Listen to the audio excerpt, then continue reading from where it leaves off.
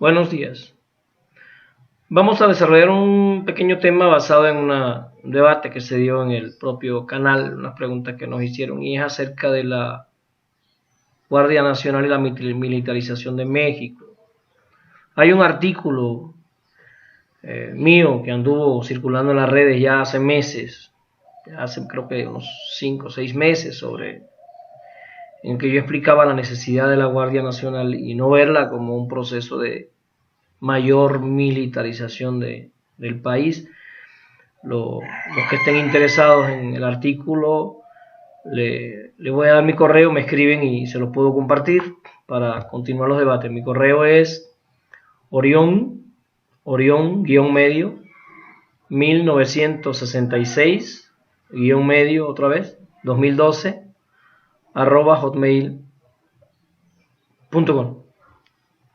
Cuando empezó el debate sobre el tema de la Guardia Nacional, uno de los elementos que yo argumenté a favor de la Guardia Nacional era que me parecía muy riesgoso que el gobierno mexicano, con una tendencia marcadamente favorable para los más oprimidos, eso nadie se lo va a cuestionar a estas alturas del juego, que el gobierno está tomando medidas favorables hacia los grupos más vulnerables, y todo el mundo sabe que cuando en América Latina, por la historia de nuestro continente, algún gobierno, cualquiera que este haya sido, Perón, Allende, Maurivillo, etcétera, etcétera, etcétera, tomó medidas favorables hacia las clases más oprimidas, inmediatamente el tío Sams movió sus peones para destruir a esos gobiernos, y las más de 200 intervenciones de Estados Unidos en este continente en los últimos 100 años son una muestra muy clara, muy evidente, muy contundente de que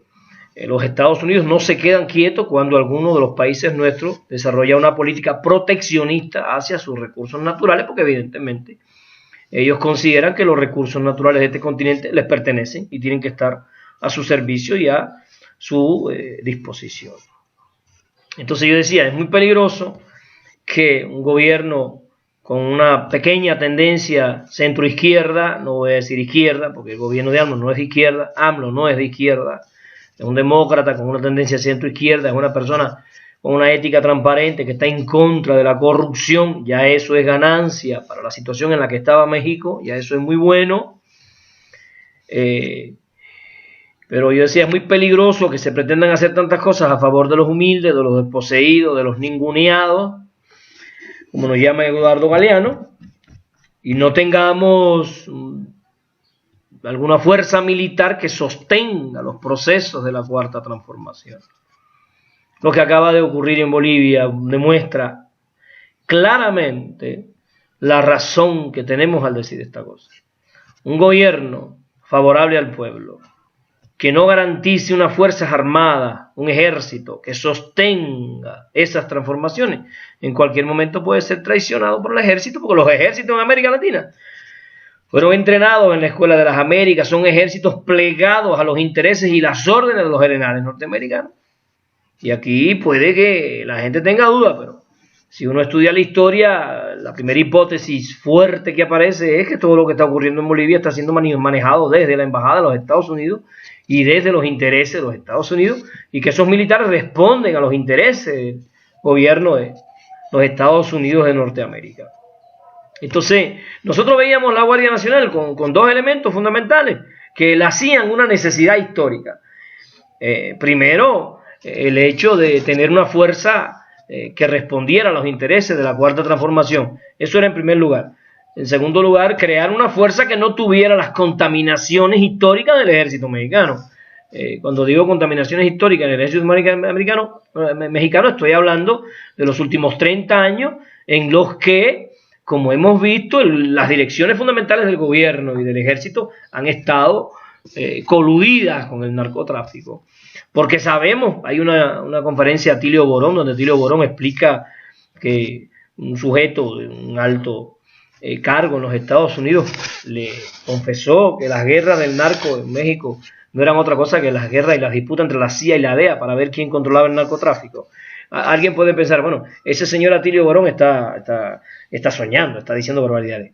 No, pero recordemos el escándalo Irangate, aquel escándalo que sacudió las estructuras de Estados Unidos cuando descubrimos que el gobierno norteamericano estaba comprando armas para apoyar la contrarrevolución nicaragüense y que esas armas se estaban comprando con el dinero de la droga. Y descubrimos entonces que los que controlaban la droga en este continente era el gobierno de los Estados Unidos. Hay una pregunta que tenemos que hacernos. ¿Cuándo el gobierno gringo entregó el control de la droga a las bandas latinoamericanas? Eso no es posible. Y hay un elemento que yo lo voy a dar para que ustedes lo piensen. No pretendo responder estas cosas, yo no tengo las pruebas. Pero hay elementos en el contexto histórico actual que uno dice, pero ¿cómo es posible? Bueno, uno de los países con mayor desarrollo del narcotráfico en esta área, en nuestro territorio americano, Colombia. Y el país tiene más bases militares norteamericanas. Entonces, ¿cómo es posible? Entre más bases norteamericanas militares en un país, más narco. ¿Qué está pasando, pues? Entonces, las bases militares norteamericanas no logran controlar el narcotráfico. Con tantos satélites, ellos pueden estar viendo metro por metro todo el territorio de este continente. Usted se está bañando en el techo de su casa y lo ven ahí, le sacan una foto, ahí le ven una pulga en la cabeza.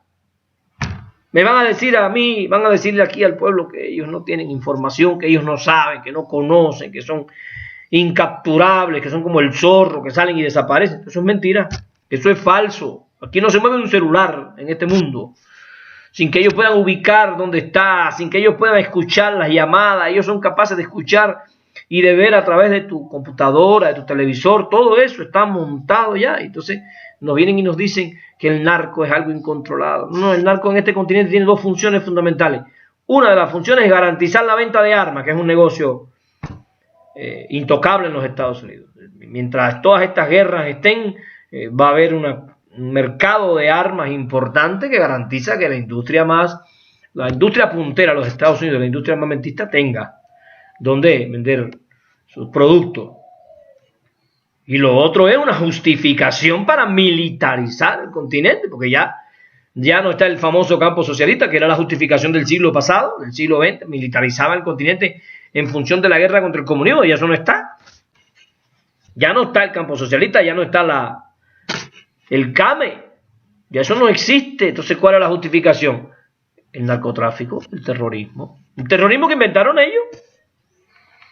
Y si nosotros vamos a los datos para asegurarse de lo que pasó, nosotros decimos, mira, para asegurarse el uso y el control de los recursos naturales estratégicos del Medio Oriente, Estados Unidos emprendió la guerra contra Irak, donde ha gastado más de 3 billones de dólares. ¿Qué pasó con la guerra contra Irak? Que aumentó inmediatamente el precio del petróleo, subió, recuerden que estaba vendiéndose especulativamente a $150 el barril, el precio del petróleo. Eso tuvo consecuencias en el precio de los combustibles, el transporte, los fertilizantes, todo, porque todo se mueve con gasolina, hay que transportarlo con gasolina. El precio de los alimentos subió 30%. Y evidentemente al llegar al límite especulativo del precio del petróleo, este se derrumbó. Recuérdenlo, cuando se derrumba el precio del petróleo, arrastra consigo la caída de la industria de la construcción y el sistema financiero. Reventaron. Porque en definitiva lo que hacían era cotizar valores en papeles por 6 veces más el valor real de las cosas. Entonces quebró la banca. Recuerden todo eso. Y salió el Estado entonces con el dinero público a rescatar a toda esa gente que quebró. Y hoy en día los estados capitalistas fundamentales están caminando en la dirección opuesta al neoliberalismo. Están comprando los estados capitalistas esos grandes negocios privados. Y ejemplos, digamos, insignias, por ejemplo, Citigroup estatizó el 40% de sus acciones. American International Group, la aseguradora más grande de Estados Unidos, del mundo, fue comprada por el gobierno gringo hasta por el 80% de su capital social. General Motors, otrora símbolo del capitalismo norteamericano, estatizó el 60% de sus acciones. Cuando digo estatizó es que el Estado las compró. O sea, esta gente hicieron negocios especulativos locos, colapsó la economía y el Estado va con el dinero público a salvarlos. Ninguno de ellos está en la cárcel.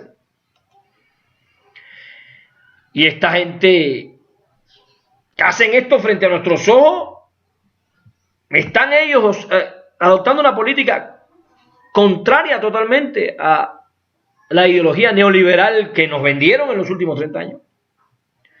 Y por supuesto nos continúan vendiendo a nosotros neoliberalismo porque a ellos les conviene, a Estados Unidos les conviene tener una economía proteccionista, pero que los recursos nuestros tengan a su disposición.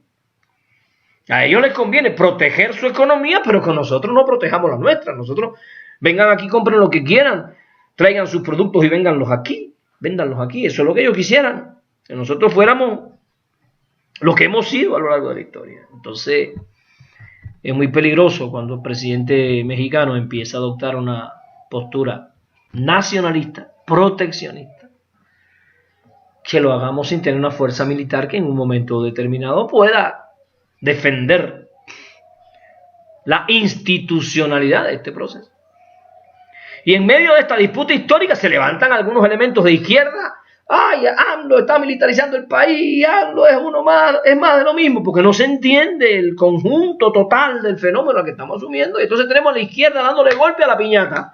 Y cuando la izquierda destruye la piñata, los que van a agarrar los caramelos y los dulces van a ser la derecha. La izquierda que no piensa que cuando esto reviente, ellos van a salir ganando. Cuando la cuarta transformación colapse, vamos a perder todo.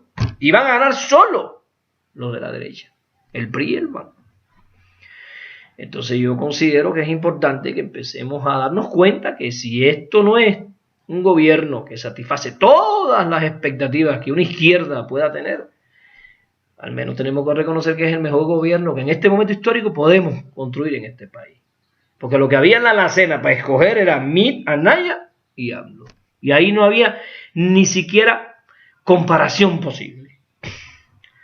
Porque tenemos un presidente decente, tenemos un presidente transparente, tenemos un presidente ético. Y eso le da al gobierno un carisma totalmente diferente a aquel gobierno de la corrupción del que nosotros estamos saliendo. Yo le doy las gracias por estar con nosotros, por seguirnos, por estar compartiendo estas ideas. Estos son algunos aspectos que estamos discutiendo en los cursos de la maestría con los muchachos. Ya les digo, los que estén interesados en el artículo me escriben y yo se lo mando. Es muy bueno que empecemos a discutir estos temas abiertamente y a ponernos de acuerdo. Tenemos que ser capaces de escuchar nuestras diferencias, de entender que la crítica, vamos a dar un video para la crítica, porque también escribimos un artículo sobre la importancia de la crítica, pero la crítica hecha desde la trinchera, la crítica que no destruye, la crítica que no aniquila la esperanza. Porque a veces hacemos unas críticas destructivas y no dejamos nada para continuar avanzando y esa crítica también sirve a la derecha. Les damos las gracias por estar con nosotros, por confiar, por seguirnos. Nos vamos y nos vemos. Por supuesto, en la victoria. No hay de otra.